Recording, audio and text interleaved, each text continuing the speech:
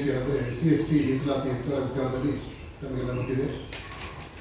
1991ರಲ್ಲಿ ST ವರ್ಗಕ್ಕೆ ಹಿಂದುಳಿದ ವರ್ಗದ ಅನೇಕ ಸಮುದಾಯಗಳನ್ನು ಸೇರಿಸಿದಾಗ ಅಲ್ಲಿ ಜನಸಂಖ್ಯೆ ಜಾಸ್ತಿ ಆಗುವ ಪ್ರಯತ್ನ 2014ರಲ್ಲಿ ಸಮುದಾಯದ ಪರವಾಗಿ ನಾಯಕ ಸ್ಟೂಡೆಂಟ್ ಫೆಡರೇಷನ್ ವತಿಯಿಂದ ಸುಪ್ರೀಂ ಕೋರ್ಟ್ಗೆ ನಮ್ಮ ಜನಸಂಖ್ಯೆಗೆ ಅನುಗುಣವಾಗಿ ಮೀಸಲಾತಿಯನ್ನು ಹೆಚ್ಚಳ ಮಾಡುವಂತೆ ನಾವು ಸುಪ್ರೀಂ ಕೋರ್ಟ್ಗೆ ಫೆಡರೇಷನ್ ವತಿಯಿಂದ ನಾಯಕ ಸ್ಟೂಡೆಂಟ್ ಫೆಡರೇಷನ್ ವತಿಯಿಂದ ನಾವು ಸುಪ್ರೀಂ ಕೋರ್ಟ್ ಮೊರೆ ಹೋಗಿದ್ವಿ. ಸುಪ್ರೀಂ ಕೋರ್ಟಲ್ಲಿ ಏನು ಹೇಳಿದ್ರು, ನೀವು ಮೊದಲು ಹೈಕೋರ್ಟ್ಗೆ ಹೋಗಿ ಅಲ್ಲಿ ಬೈ ಚಾನ್ಸ್ ನಿಮಗೆ ಪರಿಹಾರ ಸಿಗದೆ ಹೋದರೆ ನಾವು ಮುಂದೆ ಪರಿಶೀಲನೆ ಮಾಡ್ತೀವಿ ಅಂತ ಅವರು ಹೇಳಿದ ಪ್ರಯುಕ್ತ ನಾವು ಹೈಕೋರ್ಟಿಗೆ 2015ರಲ್ಲಿ ಒಂದು ರಿಟ್ ಪಿಟಿಷನ್ ಫೈಲ್ ಮಾಡಿದ್ವಿ ನಾಯಕ ಸ್ಟೂಡೆಂಟ್ ಫೆಡರೇಷನ್ ವತಿಯಿಂದ. ಆವಾಗ 2015ರಲ್ಲಿ ಸರ್ಕಾರಕ್ಕೆ ಒಂದು ಕೋರ್ಟ್ ಒಂದು ನೋಟಿಸ್ ಜಾರಿ ಮಾಡಿತು.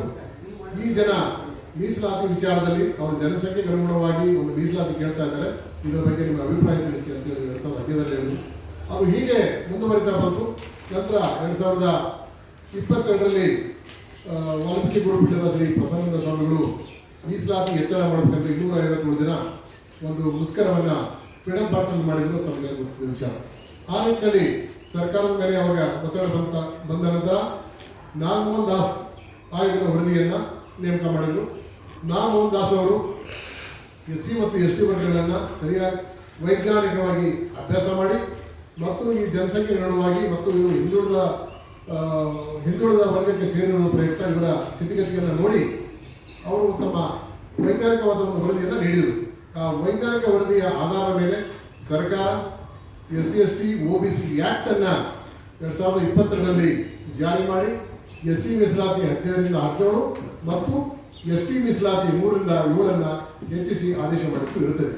ಇದು ಅತ್ಯಂತ ವೈಜ್ಞಾನಿಕವಾಗಿ ಮತ್ತು ಇಂದಿರಾಸ್ವಾಮಿ ಕೇಸ್ನಲ್ಲಿ ಏನು ಜಡ್ಮೆಂಟ್ ಕೊಟ್ಟಿದ್ರು ಅದಕ್ಕೆ ಪ್ರತಿಯೊಂದು ಕೂಡ ಒಂದು ಉತ್ತರವನ್ನು ನೀಡಿ ಆಗಿರ್ತಕ್ಕಂಥ ಒಂದು ಕಾಯ್ದೆ ಇದೆ.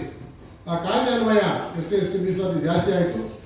ಆ ನಂತರ ಕೆಲವೊಬ್ಬರು KT ಮೊರೆ ಹೋದರು, ಈ SC/ST ರಿಸರ್ವೇಷನ್ ಆಗಿದ್ದು ಜಾಸ್ತಿ ಆಯಿತು, ಇದು ಕಾನೂನುಬದ್ಧವಾಗಿಲ್ಲ ಮತ್ತು ಇದಕ್ಕೆ ರೂಲ್ಸ್ ಫ್ರೇಮ್ ಆಗಿಲ್ಲ ಅಂತ ಕೆಲವೊಬ್ಬರು KT ಮೊರೆ ಹೋದರು.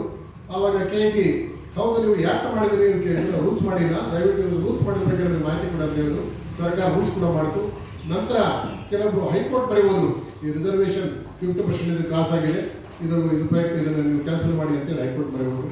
ಹೈಕೋರ್ಟ್ ಮೊರೆ ಹೋದಾಗ ಸರ್ಕಾರ ಕೂಡ ಅದನ್ನ ಎಲ್ಲ ಅವ್ರಿಗೆ ಒಂದು ತಮ್ಮ ರಿಪ್ಲೈಯನ್ನು ಕೊಡ್ತು. ರಿಪ್ಲೈ ಕೊಟ್ಟಾಗ ಕೂಡ ಇಲ್ಲ, ಇದು ರಿಸರ್ವೇಷನ್ ಸರಿಯಾಗಿ ಇವರು ನ್ಯಾಯಾಲಯಕ್ಕೆ ಒಂದು ಉತ್ತರವನ್ನು ಕೊಡದೇ ಇರುವ ಪ್ರಯುಕ್ತ ನ್ಯಾಯಾಲಯ 50% ರಿಸರ್ವೇಷನ್ ಮಾಡಿರ್ತಕ್ಕಂಥದ್ದು ಮತ್ತು ನೀವು ಕೊಡ್ತಿರ್ತಕ್ಕಂಥದ್ದು ಇದನ್ನು ನೀವು ಆದೇಶವನ್ನು ಫೈನಲ್ ಆದೇಶವನ್ನು ಪೆಂಡಿಂಗ್ ಇಡಿ ಅಂತ ಹೇಳಿದಾಗ ಇವರು ಅದನ್ನು ಪೆಂಡಿಂಗ್ ಇಟ್ಟು ರಿಕ್ರೂಟ್ಮೆಂಟನ್ನು ನಂತರ ಇವರು ಏನಂದರೆ ಇದು ಮುಂದಿನ ಆದೇಶ ಬರೋವರೆಗೂ ಇದನ್ನು ನಾವು ಇದೇ ಥರ ಪೆಂಡಿಂಗ್ ಇಡ್ತೀವಿ ಅಂತ ಪೆಂಡಿಂಗ್ ಇಟ್ಟು ಸಬ್ಸಿಕ್ವೆಂಟ್ ಆಗಿ ಅವರು 50% ಒಳಗೆ ನಾವು ರಿಸರ್ವೇಷನ್ ಮಾಡ್ತೀವಿ, ಓಲ್ಡ್ ರಿಸರ್ವೇಷನ್ ಫಾಲೋ ಮಾಡ್ತೀವಿ ಮತ್ತು ಉಳಿದಂಥ SCಗೆ 2% ಮತ್ತು SCಗೆ 4% ಅದನ್ನು ರಿಸರ್ವ್ ಇಡ್ತೀವಿ ಅಂತೇಳಿ ನಮ್ಮ ಇತ್ತೀಚೆಗೆ ಒಂದು ಕ್ಯಾಬಿನೆಟ್ ಮೀಟಿಂಗ್ ಆದೇಶವನ್ನು ತೆಗೆದುಕೊಂಡಿದ್ದಾರೆ. ಈ ನಿಟ್ಟಿನಲ್ಲಿ ನಾವು ಹೇಳೋದಷ್ಟೇ, ಇದರ 2022ರಲ್ಲಿ ನಮ್ಗೇನು ಆ್ಯಕ್ಟ್ ಆಯಿತು ಅವಾಗ ರೂಲ್ಸ್ ಕೂಡ ಮಾಡಲಿಲ್ಲ, ಅಲ್ಲಿ ನಿರ್ಲಕ್ಷ್ಯ ಕಂಡು ಬಂದಿದೆ. ಆವಾಗಲೇ ಇವರು 9th ಶೆಡ್ಯೂಲ್ ಸೇರೋ ವಿಚಾರದಲ್ಲಿ ಕೇಂದ್ರ ಸರ್ಕಾರಕ್ಕೆ ಬರದ ಬಗ್ಗೆ ಸ್ಪಷ್ಟತೆ ಇಲ್ಲ. ಅವರು ಕೂಡ ಬರೆದರೆ ಕೇಂದ್ರ ಸರ್ಕಾರದವರು ಯಾಕೆ ಇಲ್ಲಿವರೆಗೂ ಅವರು ಕ್ರಮ ತಕ್ಕೊಂಡಿಲ್ಲ ಅನ್ನೋದ್ರ ಬಗ್ಗೆ ಕೂಡ ಇಲ್ಲಿವರೆಗೆ ಸ್ಪಷ್ಟತೆ ಆಗಿಲ್ಲ.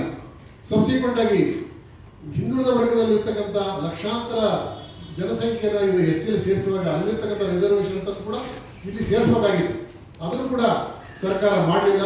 ಮತ್ತು ಇಂದಿರಾಸ್ವಾಮಿ ಕೇಸ್ನಲ್ಲಿ ಭಾಳ ಸ್ಪಷ್ಟತೆ ಇದೆ, 50% ರಿಸರ್ವೇಷನ್ನ ಕ್ರಾಸ್ ಮಾಡ್ಬೋದು ಯಾವಾಗ ನೀವು ವೈಜ್ಞಾನಿಕವಾಗಿ ಅವ್ರು ಇರ್ತಕ್ಕಂಥ ಸ್ಥಿತಿಗತಿಯನ್ನು ಅಭ್ಯಾಸ ಮಾಡಿ ಅದನ್ನು ನೀವು ಮನವರಿಕೆ ಮಾಡಿಕೊಂಡಪ್ಪ ಅಂದರೆ 50% ರಿಸರ್ವೇಷನ್ನ ಕ್ರಾಸ್ ಮಾಡ್ಬೋದು ಅಂತ ಸುಪ್ರೀಂ ಕೋರ್ಟ್ ಇಂದಿರಾಸ್ವಾಮಿ ಕೇಸ್ನಲ್ಲಿ ಸುಪ್ರೀಂ ಕೋರ್ಟ್ ಸ್ಪಷ್ಟವಾಗಿ 2022ರಲ್ಲಿ ಹೇಳಿದೆ. ಜೊತೆಗೆ EWS ರಿಸರ್ವೇಷನ್ ಕೊಟ್ಟಾಗ ಕೂಡ ಅದು 50% ಕ್ರಾಸ್ ಆಗಿದೆ, ಅದು ಕೊಡಬಹುದು ಅಂತ ಕೂಡ ಹೈಕೋರ್ಟ್ ಸುಪ್ರೀಂ ಕೋರ್ಟ್ ಹೇಳಿದೆ.